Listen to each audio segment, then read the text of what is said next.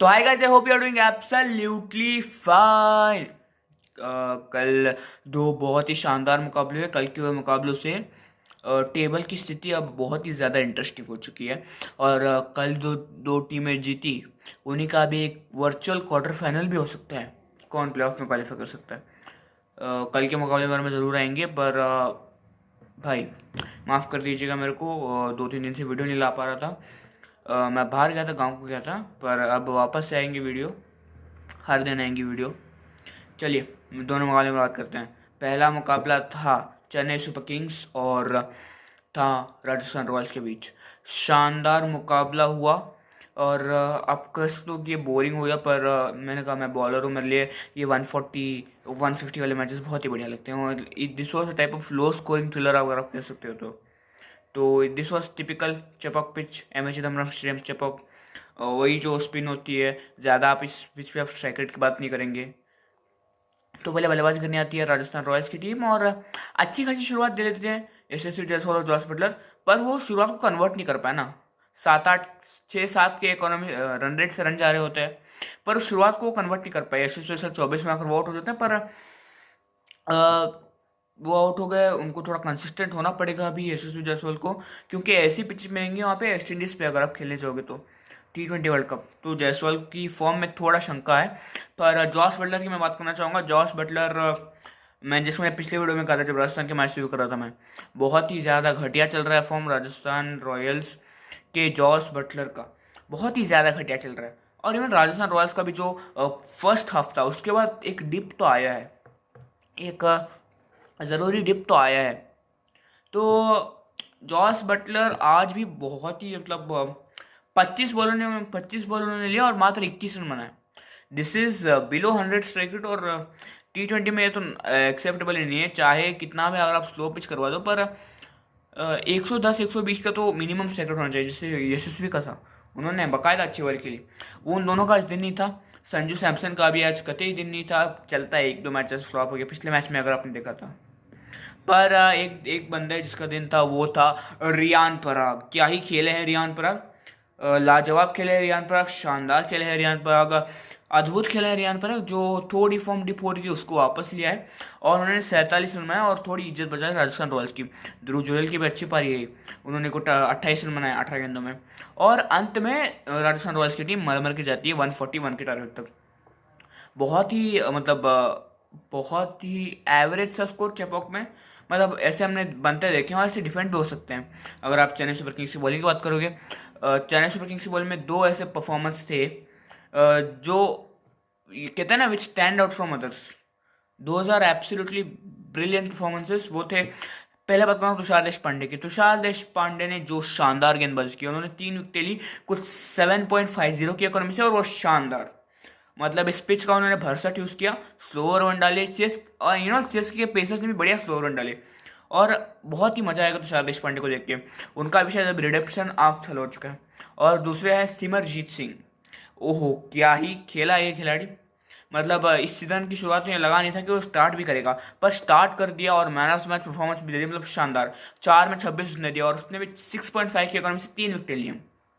और ये था चेन्नई सुपर किंग्स की बॉलिंग काल, क्योंकि बाकी किसी ने भी शायद उतना प्रभाव नहीं किया जितना इन दोनों ने किया है। जाकि किसी ने शायद विकेटें भी ली होंगी, पर उतना प्रभाव नहीं डाल पाया ये में जितना इन दोनों ने किया है। पर हाफ वे थ्रू ये लग रहा था CSK जीत जाएगी, पर मैच ट्रिकी हो सकता है, लो स्कोरिंग थ्रिलर हो सकता है। पर ओपनिंग करने हैं रचिन रविंद्र। आज अजिंक्य रहाणे नहीं खेल रहे थे, और सही डिसीजन मेरे हिसाब से। मैं भी वीडियो में बहुत तारीफ कर रहा, बहुत बुराई कर रहा था अजिंक्य रहाणे के फॉर्म की, और शायद किसी ने सुन ली मेरी, और इसीलिए उनको रचिन रविंद्र को लाना था। उन्होंने अच्छी शुरुआत दी। पहले जो होप थी कि शायद लो स्कोरिंग थ्रिलर बन सकता है, उस होप को पूरी नलीफाई कर दी, पूरी रलिश कर दी, पूरा तबाह कर दिया। उन्होंने 18 में 28 मिनट वो आउट हुए। उसके बाद कोई ज़्यादा टिका नहीं। मिचेल ने शायद 22 रन बनाए, डायरल मिचेल ने। उनका भी ये IPL थोड़ा औसत नहीं जा रहा है, जो 50-50 वगैरह मार दे तो IPL में थोड़ा उन्होंने कमबैक चालू कर दिया, पर कोई टिका नहीं कप्तान साहब को छोड़ के। ऋतुराज गायकवाड़ एक एंड से ऐसे टिके रहे कि मैच को जिता के ही माने। उनका बैटिंग में वो दिख रहा था कि उनको कोई टेंशन नहीं है, कोई स्ट्रेस नहीं है कि टारगेट कैसे कंप्लीट करेंगे, कोई हड़बड़ाहट नहीं, कोई गड़बड़ा नहीं है, गड़बड़ नहीं है उनको। आराम से खेला उन्होंने, अपना टाइम लिया। 41 बॉल में 42 रन बनाए, 41 बॉल्स 42 रन। और ऐसे खेलते हैं इस पिचों पे, ना कि जॉस बटलर की तरह 25 में 21 बना के। नहीं नहीं नहीं नहीं। और एक एंड से टीम को स्टेबिलिटी दी और अंत में सीएसके मुकाबला आसानी से जीत गई। और ज़्यादा कुछ है नहीं सीएसके में बैटिंग की बात करने को। और सीएसके की जीत से एक बात तो पक्की होगी कि पॉइंट्स टेबल बड़ी इंटरेस्टिंग है।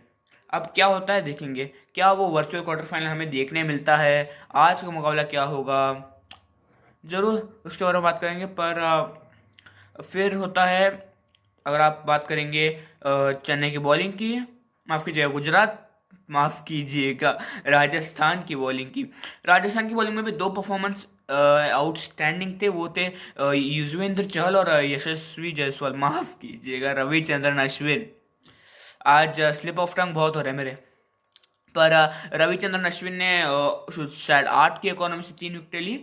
3 विकेटें जरूर ली, पर इस पिच पे 8 की इकोनॉमी थोड़ी आप महंगी कह सकते हो उनको, पर फिर भी that is he did a commendable job. और यशस्वी, माफ कीजिएगा क्या चल रहा है भाई मेरे मुंह के साथ। पर युजवेंद्र चहल अभी थोड़ा धीमे बोल रहा हूँ। युजवेंद्र चहल क्या ही शानदार, कुछ 5 के इकोनॉमी से उन्होंने 2 विकेट लिए। और Yuzvendra Chahal is back in form, वो देख के बड़ी खुशी हुई। पर वो वैसे भी स्पिनर्स ट्रैक पे आए हैं, अब देखना पड़ेगा कि और किसी ट्रैक पे और कैसे परफॉर्मेंस देते हैं युजवेंद्र चहल। पर इस मुकाबले के बारे में अगर आप मेरे से पूछोगे तो मुझे लगता है, मैं आरसीबी फैन हूँ तो इसकी जीतनी नहीं चाहिए थी। अब जीत गया, अब मजे आएंगे देखने में। ये जो आखिरी हफ्ता है लीग स्टेज का, मजा आएगा देखने में। पर ये था पहला मुकाबला। शाम के मुकाबले में बात करते हैं, वो था आरसीबी वर्सेस दिल्ली कैपिटल्स। तो मुकाबले में जाने से पहले दोनों टीम के लिए मस्ट विन मुकाबला था। और पहले बल्लेबाजी करने आती है आरसीबी की टीम। डीसी ने टॉस जीता और आज अक्षर पटेल खेल रहे थे कप्तान। ये तो नहीं थे हमारे ऋषभ पंत, उनका स्लो ओवर रेट की वजह से उन्हें बैन लगा था। और ऋषभ पंत की हल्की सी कमी महसूस भी हुई, कप्तानी में नहीं शायद बल्लेबाजी में हुई होगी। चलिए बात करते हैं। और पहले बल्लेबाजी करनी है विराट कोहली और फाफ डुप्लेसिस। अच्छा इंटेंट दिखाया, डुप्लेसी भागे जल्दी आउट हो गए। पर विराट कोहली ने शानदार एक और इंटेंटफुल मारी, चाहे ज़्यादा नहीं चले पर 13 में 27 बना 200 के ऊपर की स्ट्राइक रेट से। स्ट्राइक रेट वालों को चुप करा दिया। और पंजाब वाले मैच को मैं रिव्यू नहीं कर पाया था, पर विराट कोहली वो तो भैया चुप करा दिया सारे हेटर्स को। पर इस मैच में आता वापस ईशांत शर्मा और विराट कोहली का इस मैच में मतलब वो प्रोफेशनल लेवल का मैच लग ही नहीं रहा था। वो तो मतलब कोई गली क्रिकेट मैच ही लग रहा था ईशांत शर्मा और विराट कोहली के बीच। इतना एक दूसरे को मजे लिए जा रहे हैं। विराट कोहली ने एक चौका एक छक्का मारा, फिर शायद एक वाइड वगैरह हुआ था, उसमें विराट कोहली कुछ बोले ईशांत शर्मा को, अगली गेंद पे विराट कोहली का विकेट ले लेते हैं ईशांत शर्मा और ईशांत शर्मा जाके उनको कंधा दे देते हैं, कंधा मार देते हैं, माफ कीजिए कंधा मार देते हैं विराट कोहली को। भाई मतलब ईशांत शर्मा और विराट कोहली की फ्रेंडशिप अलग है। वो अकेला ही बंदा है जो ऐसा कर सकता है, कोई और कर देता ना भाई उसके इंस्टाग्राम कमेंट्स बंद होने वाले थे। पर विराट कोहली जब आउट होते हैं तो आते हैं रजत पाटीदार। रजत पाटीदार चाहे first half of the season में फॉर्म में ना हो, पर पार्टी को सही समय पे ज्वाइन किया पाटीदार ने। बहुत ही मतलब लाजवाब खेला पाटीदार ने। एक एंड से स्ट्राइक रेट भी गिरने नहीं दिया, रन रेट भी गिरने नहीं दिया, और छक्के चौके आते रहे। और ये नहीं कि सिर्फ छक्के चौके, आंधे छक्के चौके, सिर्फ वो सिंगल डबल स्ट्राइक रोटेशन भी है उनके पास। मैं कह रहा हूँ ना, अगर ये 50 के ऊपर चला जाता है ना बंदा, ये रुकता नहीं है फिर, बस 50 में आउट हो जा रहा है। मुझे लगता है और थोड़ा रजत पाटीदार को कंट्रोल करना पड़ेगा। पर उनके साथ थे विल जैक्स की 2-3 पारी बड़ी शांत आई थी, पर इसके बाद अब एक और कमबैक हो चुका है विल जैक्स का। अगर आप कहोगे अच्छा खेला उन्होंने भी 41 रन बनाए, पाटीदार ने 55 रन बनाए, और शानदार खेला उन दोनों ने। उन दोनों की वजह से टीम जहाँ थी वहाँ पहुँच पाई। पर जब वो दोनों उठे तो एक मिनी कोलैप्स भी हुआ, पर कैमरन ग्रीन ने शानदार खेली। कैमरन ग्रीन ने थोड़ी इज्जत बचा ली, उन्होंने 33 रन बनाए। और इन सब की परफॉर्मेंस की वजह से जब 10 ओवर में 110 बन गए तो मुझे लगा 200 पार जाएगा स्कोर, पर 200 तो नहीं गया, 186 पे आपको रुकना पड़ा। आखिरी 10 ओवर में अक्षर पटेल की टीम दिल्ली कैपिटल्स ने बड़ी अच्छी गेंदबाजी की। किसी का भी नाम उठा कर देख लीजिए आप, दिल्ली कैपिटल्स की गेंदबाजी करते हुए। कप्तान अक्षर पटेल आज थोड़े महंगे रहे, और कुलदीप यादव का दिन आज बहुत ही ऑफ था, उन्होंने 13 की इकोनॉमी से रन दिए। पर अगर आप बात करोगे दिल्ली की गेंदबाजी की, तो ईशांत शर्मा ने कोहली का एक बड़ा विकेट लिया, और वो होते तो 200 प्लस तो जाना ही था, that is minimum if Kohli was there. फिर रशीक दार ने 3 विकेटें ली, उन्होंने भी शानदार गेंदबाजी की। रशीक सलाम क्या है शायद उनका नाम, या रशीक दार मालूम नहीं। पर इन एंड ऑल बहुत ही बढ़िया गेंदबाजी यूनिट थी। दिल्ली कैपिटल्स की। जब हाफ वे थ्रू यही लग रहा था कि आरसीबी क्या जीत पाएगी, क्या बॉलर्स अपने पुराने ले में आएंगे या नई नई आरसीबी है, और नई आरसीबी की तरह खेली। पहले ओवर में स्वप्निल सिंह ने डेविड वार्नर का एक बहुत ही महत्वपूर्ण विकेट ले लिया। डेविड जब सेट हो जाता है ना, वो गोलायत का काम करता है, गोलायत जैसे काम करता है वो डेविड वार्नर जब सेट हो जाते हैं। उनको पहले ओवर में निकाल देना। स्वप्निल सिंह बहुत ही बढ़िया खेल रहे हैं, जब से वो आरसीबी में आए उनको एक एक्स फैक्टर मिल चुका है आरसीबी का। पर मैं डेविड वार्नर की बात करना चाहूँगा। उनका आईपीएल बहुत ही ज़्यादा औसतन, औसत से भी नीचे अगर आप कहोगे तो वो बहुत ही ज़्यादा घटिया, बहुत ही ज़्यादा टट्टी, अगर पर स्पष्ट भाषा में मैं अगर आपको कहूँ तो ये हमारे डेविड वार्नर नहीं है। ये मैं तो डेविड वार्नर को यही कहता हूँ कि he is the foreigner mister IPL. ये मिस्टर आईपीएल फॉरेन के हैं, शानदार। सुरेश रैना पूरा मिस्टर आईपीएल है, ये फॉरेन के मिस्टर आईपीएल है। शानदार खेलते हैं डेविड वार्नर, पर इस साल लय नहीं मिल रही, चाहे वो अपॉर्चुनिटीज नहीं मिले, क्या मिले पता नहीं। पर वार्नर जब आउट हुए तो पोरेल और जेक फ्रेजर ये थे बल्लेबाजी करते हुए। जब तीसरे ओवर में यश दयाल आए गेंदबाजी करने और पोरेल को विकेट लिया, पर जेक फ्रेजर मगक टिक गए थे। तब तक जेक फ्रेजर मगक टिक गए थे। उन्होंने 8 में 21 रन बनाने थे। मुझे लग रहा था कि जेक फ्रेजर मगक अकेला नहीं उड़ा के ले जाए इस गेम को, पर तब पहली बार आरसीबी की किस्मत चमकी। ये इतने सालों में पहली बार हुआ कि आरसीबी की किस्मत चमकी और नॉन स्ट्राइकर रन पे वो रन आउट हो जाते हैं। जेक फ्रेजर मगक का जब विकेट मिला तब आधी टीम दिल्ली की कोलैप्स कर गई। उसके बाद कोई भी आया टिका नहीं। उसके बाद सारे बैट्समैन आया राम गया राम, आया राम गया राम। सिराज ने भी एक विकेट ली पावर प्ले में। तो पावर प्ले में जब आरसीबी ने 4 विकेट ले लिए ना, तब आपको कमबैक का स्कोप बचा नहीं, तब आपके पास कुछ बचा नहीं कमबैक करने को। फिर भी शे होप ने थोड़ी इज्जत बचाने की कोशिश की। उन्होंने 29 रन बनाए, शानदार खेला उन्होंने भी शे होप ने। पर एक बंदा था जो बहुत ही ज़्यादा ट्राई कर रहा था पर जीत नहीं दिला पाया, वो था बापू अक्षर पटेल। आज माफी चाहिए, कल कप्तान चला सिनतन, कप्तान ने थोड़ी बुरी गेंदबाजी की पर शानदार बल्लेबाजी की कप्तान ने। उन्होंने 50 बनाई और ये अच्छा बात है हमारे वर्ल्ड कप के लिए, T20 वर्ल्ड कप के लिए।